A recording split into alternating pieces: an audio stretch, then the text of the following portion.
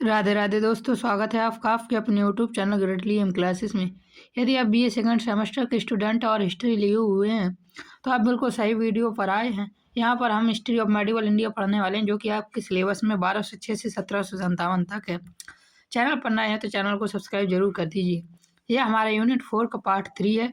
इसके पहले हमने यूनिट 4 के पार्ट 2 और पार्ट 1 को पढ़ा था। पार्ट 2 पर हमने जहांगीर और पार्ट 1 पर हमने अकबर को पढ़ा था। यहाँ पर हम मुगल सम्राट शाहजहाँ के बारे में पढ़ने वाले हैं और इससे पहले 3 यूनिट और हम कंप्लीट कर चुके हैं। उन सभी की वीडियो के लिए आपको लिंक डिस्क्रिप्शन पर मिल जाएगा या आप हमारे चैनल की प्लेलिस्ट पर जाकर भी देख सकते हैं। मैंने सभी चीज़ों को बहुत अच्छे से समझाया है और आपके लिए एकदम रंगीन पीडीएफ बनाए हैं, जैसा कि आप देख सकते हैं। इन पीडीएफ के लिए मैं आपको बाद में बता दूंगा आपको कहाँ से ये प्राप्त होंगे। चलिए तो आज मुगल सम्राट शाहजहाँ पर गहन अध्ययन करते हैं और समझते हैं मुगल सम्राट शाहजहाँ के बारे में आज की इस वीडियो में। चलिए बिना देरी किए थ्योरी कंप्लीट करने की कोशिश करते हैं। हम यहाँ पढ़ने वाले हैं मुगल सम्राट शाहजहाँ के बारे में। उससे पहले हम थोड़ा सा मुगल सम्राट शाहजहाँ का इंट्रोडक्शन देखने वाले हैं। शाहजहाँ का शासनकाल मुगल इतिहास का वह दौर है जब साम्राज्य अपनी सबसे ऊंचाइयों पर था। सम्राट शाहजहाँ के समय मुगल इतिहास का वह दौर है जब साम्राज्य अपनी सबसे ऊंचाइयों पर था, अर्थात यह सभी प्रकार से संपन्न था। अपार धन, शान शौकत और स्थापत्य कला का अद्भुत विकास देखने को यहीं पर मिलता है। इतिहासकारों के अनुसार शाहजहाँ का काल इसलिए भी महत्वपूर्ण है क्योंकि इसमें मुगल सत्ता सबसे मजबूत थी। कला संस्कृति अभी अपने चरम पर पहुंच चुकी थी। चलिए अब आगे देखते हैं। शाहजहाँ का प्रारंभिक जीवन पर हम दृष्टि डालते हैं। शाहजहाँ का जन्म 5 जनवरी 1592 ईस्वी को हुआ था। याद रखना, इनके बचपन का नाम खुर्रम था। ये भी इम्पोर्टेंट क्वेश्चन है। इनकी माता जगत गोसाई थी, जो एक राजपूत महिला थी। क्योंकि शाहजहाँ मुगल सम्राट से था और इनकी माता जगत गोसाई एक राजपूत थी, इसलिए इनकी माता भी इम्पोर्टेंट हो जाती हैं शाहजहाँ पर। शाहजहाँ मुगल राजपूत संबंधों का सजीव उदाहरण थे। शिक्षा के क्षेत्र में शाहजहाँ को उच्च स्तर का प्रशिक्षण दिया गया। उनके पहले शिक्षक मुल्ला कासिम थे। बाद में उन्होंने हकीम अली गिलानी से चिकित्सा शास्त्र की शिक्षा प्राप्त की थी। अपनी दादी रुकैया बेगम से उन्होंने तुर्की भाषा सीखी थी। याद रखना, शाहजहाँ का प्रारंभिक शिक्षक मुल्ला कासिम था, इम्पोर्टेंट क्वेश्चन। और इन्होंने चिकित्सा शास्त्र हकीम अली गिलानी से सीखी थी। इनकी माता जगत गोसाई थी, जो कि एक राजपूत थी, इसलिए यह इम्पोर्टेंट हो जाता है। इनके बचपन का नाम खुर्रम था और जन्म 5 जनवरी 1592 ईस्वी को हुआ था। इन्होंने रुकैया बेगम से कौन सी भाषा सीखी? तो याद रखना, इन्होंने रुकैया बेगम अर्थात अपनी दादी रुकैया बेगम से तुर्की भाषा सीखी थी। आगे देखिए दिया हुआ है उपाधि और राज्याभिषेक। जहांगीर के समय अहमदनगर अभियान में सफलता प्राप्त करने पर खुर्रम को शाहजहाँ की उपाधि प्राप्त हुई थी। तो पूछा जा सकता है शाहजहाँ को शाहजहाँ की उपाधि अर्थात खुर्रम को शाहजहाँ की उपाधि कब मिली थी? तो याद रखना, अहमदनगर अभियान की सफलता प्राप्त करने के उपलक्ष्य पर खुर्रम को शाहजहाँ की उपाधि मिली थी। जहांगीर की मृत्यु के बाद 24 फरवरी 1628 ईस्वी में आगरा में शाहजहाँ का राज्याभिषेक हुआ था। तो याद रखना, राज्याभिषेक कब हुआ था? 24 फरवरी 1628 में। कहाँ हुआ था? तो आगरा में राज्याभिषेक हुआ था। उन्होंने पूरी उपाधि धारण की, अबुल मुजफ्फर शिहाबुद्दीन मोहम्मद साहिब करानी सानी। इतनी बड़ी इनकी ये उपाधि थी, जो कि इम्पोर्टेंट नहीं है एग्जाम के हिसाब से, फिर भी यदि याद रख सको तो याद जरूर रखना। आगे देखिए दिया हुआ है वैवाहिक जीवन और मुमताज महल। आपने मुमताज महल का शाहजहाँ के टॉपिक पर नाम बहुत सुना होगा। इनका क्या योगदान रहा है शाहजहाँ पर? चलिए देखते हैं। शाहजहाँ का वैवाहिक जीवन अत्यंत भावनात्मक रहा। 1612 ईस्वी में उनका विवाह मुमताज महल, वास्तविक नाम अर्जुमंद बानो बेगम से हुआ था। वे आसिफ खान की पुत्री थी। क्योंकि मुमताज महल से माना जाता है शाहजहाँ सबसे अधिक प्रेम करते थे, इसलिए भी मुमताज महल यहाँ पर एक इम्पोर्टेंट पात्र बन जाती है। उनका विवाह कब हुआ था? याद रखना, 1612 ईस्वी में हुआ था और मुमताज महल का वास्तविक नाम अर्जुमंद बानो बेगम था। याद रखना, यह किसकी पुत्री थी? तो याद रखना, ये भी आसिफ खान की पुत्री थी। 1631 ईस्वी में मुमताज महल की मृत्यु हो गई। कब? उनकी 14वीं संतान को जन्म देते समय हो गई थी। उनकी स्मृति में शाहजहाँ ने ताजमहल का निर्माण कराया, जो आज विश्व के 7 अजूबों में से एक है।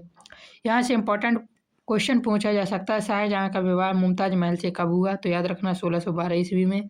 मुमताज महल का वास्तविक नाम क्या था? तो अर्जुमंद बानो बेगम था। ये किसके पुत्र थे? ये ज़्यादा इम्पोर्टेंट तो नहीं है, फिर भी अगर याद हो सके तो कर लेना, नहीं तो कोई बात नहीं। आसिफ खान की पुत्री थी। मृत्यु कब हुई? तो 1631 ईस्वी में इनकी मृत्यु हो गई। कैसे हुई? तो 14वीं संतान को जन्म देते समय मृत्यु हुई थी। इनकी स्मृति में शाहजहाँ ने क्या बनवाया? तो याद रखना ताजमहल बनवाया था, जो कि विश्व के 7वें अजूबों में से एक है। आगे देखते हैं शाहजहाँ का दरबार और वैभव के बारे में। शाहजहाँ का दरबार मुगल इतिहास का सबसे भव्य दरबार माना जाता है। उनका राज्य सिंहासन तख्त है ताउस, जिसे मयूर सिंहासन कहते हैं, सबसे प्रसिद्ध है और इसमें कोहिनूर हीरा जड़ा हुआ था। विदेशी यात्री इनके लिए लिखते हैं, जब वो शाहजहाँ के दरबार को देखते थे तो वे चकित रह जाते थे। अर्थात इतना सुंदर दरबार था शाहजहाँ का कि हर कोई उसके दीवाना हो जाता था। तो यहाँ से इम्पोर्टेंट क्वेश्चन पूछा जा सकता है, शाहजहाँ के राज सिंहासन को क्या कहते थे? तो याद रखना तख्त ताउस या मयूर सिंहासन कहते थे। इम्पोर्टेंट क्वेश्चन है ये, और इसी पर कोहिनूर हीरा जड़ा रहता है। विदेशी यात्री लिखते हैं कि वो चकित रह जाते थे। अब राजधानी परिवर्तन के बारे में देखते हैं।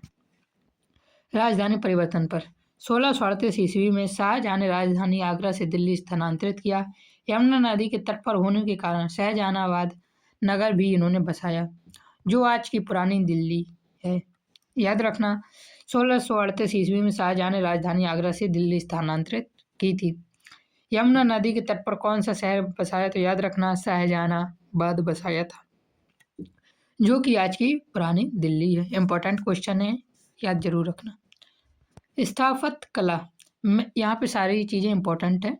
याद रखना मैंने कुछ भी ऐसा नहीं लिया जो आपके लिए इम्पोर्टेंट ना हो, इसलिए आपको सारा पढ़ना जरूरी है। यदि आपका पेपर थ्योरी होने वाला है और एमसीक्यू होने वाला तो और अच्छे से भी पढ़िएगा। एमसीक्यू की मैं 8 वीडियो और लाऊंगा, जो कि यूनिट वाइज डिवाइड होंगी। आप उन्हें पढ़ के 100% स्कोर कर पाएंगे। शाहजहाँ को मुगल स्थापत्य कला का सर्वश्रेष्ठ शासक माना जाता है। इनकी प्रमुख इमारतें याद रखना ताजमहल, दीवान आम, दीवान खास, दिल्ली की जामा मस्जिद और आगरा की मोती मस्जिद और लाहौर के किले का शीश महल प्रसिद्ध है। इनकी ये सारी प्रमुख इमारतों को याद रखना किसने बनवाई थी? ये सारी इमारतें शाहजहाँ ने। इमारतों और उनकी स्थापत्य कला और के बारे में, चित्रकला के बारे में हम अगली यूनिट में पढ़ेंगे। कौन सी यूनिट? 7वीं यूनिट में भी पढ़ेंगे। उस पर हम बताएंगे किस राजा ने कौन सी इमारत का निर्माण और कहाँ पर किया था। लेकिन शाहजहाँ की याद रखना ताजमहल, दीवान आम, दीवान खास, दिल्ली की जामा मस्जिद, आगरा की मोती मस्जिद और लाहौर किले का शीश महल इम्पोर्टेंट इमारतें हैं शाहजहाँ के समय बनी हुई। आगे देखते हैं उत्तराधिकारी का युद्ध। अब जब शाहजहाँ कमजोर होंगे तो उत्तराधिकारी के लिए युद्ध भी होगा, क्योंकि उनके पुत्र होंगे, पुत्रों के बीच युद्ध हो जाता है। शाहजहाँ के बीमार पड़ते ही पुत्रों के बीच उत्तराधिकारी का युद्ध छिड़ गया। शाहजहाँ दारा शिकोह को उत्तराधिकारी बनाना चाहते थे, लेकिन अंततः औरंगजेब विजयी हुआ। औरंगजेब को हम अगली यूनिट में पढ़ेंगे, बहुत ही इंपॉर्टेंट पात्र हो जाता है मुगल सम्राट का। शाहजहाँ, औरंगजेब और अकबर इंपॉर्टेंट है, इसलिए इनको गहन अध्ययन जरूर करना। 1658 से 59 ईस्वी के युद्ध के बाद औरंगजेब ने सत्ता पर अधिकार कर लिया। तो याद रखना औरंगजेब ने सत्ता पर कब अधिकार किया? तो 1658 ईस्वी से 1659 ईस्वी के बीच युद्ध में औरंगजेब ने सत्ता पर अधिकार कर लिया था। आगे देखते हैं, आगे दिया हुआ है शाहजहाँ की कैद और मृत्यु। शाहजहाँ को औरंगजेब ने शाहजहाँ को आगरा के किले में नज़रबंद कर दिया था। वहीं 1666 ईस्वी में शाहजहाँ की मृत्यु हुई और अंतिम समय में भी ताजमहल को देखते हुए संसार से विदा हो चुके थे। तो याद रखना शाहजहाँ, क्वेश्चन ऐसे पूछा सकता है, औरंगजेब ने शाहजहाँ को आगरा के किस किले में नज़रबंद, मतलब कहाँ पर नज़रबंद किया था? तो याद रखना आगरा के किले पर नज़रबंद किया था। शाहजहाँ की मृत्यु कब हुई थी? तो 1666 ईस्वी में इनकी मृत्यु हो गई थी। इन्होंने आखिरी समय कैसे बिताया? तो याद रखना ताजमहल को देखते हुए संसार से ये विदा हुई थी। और इसके बाद औरंगजेब का शासनकाल शुरू होता है, जो कि मुगल काल का इम्पोर्टेंट राजा माना जाता है। इसके बाद औरंगजेब के बाद दिल्ली मुगल शासन धीरे धीरे कमज़ोर होता है और आखिर में अंग्रेज यहाँ पर कब्जा कर लेते हैं। हमारी जो 1757 तक की हिस्ट्री है वह औरंगजेब के साथ ख़त्म हो जाएगी, अर्थात मुगल सम्राट के साथ ख़त्म हो जाएगी। 1856 57 के आसपास शाहजहाँ औरंगजेब अर्थात मुगल वंश का आखिरी शासक की भी मृत्यु हो जाती है, अर्थात अंग्रेज उसे अपने अधीन कर लेते हैं। उसके बारे में हम आगे देखेंगे अगली वीडियो में, अर्थात औरंगजेब की यूनिट पर। चैनल पर नए हैं तो चैनल को सब्सक्राइब जरूर कर देना। वीडियो पसंद आई हो और आपको समझ में आया हो जो मैंने पढ़ाया है तो वीडियो को भी लाइक करना। पीडीएफ के लिए आपको हमारे टेलीग्राम चैनल पर जुड़ना होगा, उसका लिंक आपको हमारे यूट्यूब के बायो पर मिल जाएगा। 9 रुपये का पेमेंट करना होगा, आपको हमारे सारे वीडियो के पीडीएफ का एक्सेस मिल जाएगा और इसकी वैलिडिटी आपकी अनलिमिटेड टाइम तक रहने वाली है। ये 9 रुपये बहुत मामूली सी फीस है, क्योंकि मैं ये खुद टाइप नहीं करता हूँ, टाइप राइटर से टाइप करवाने पड़ते हैं तो उसकी फ़ीस भी देनी पड़ती है। जय हिंद, जय भारत, राधे राधे।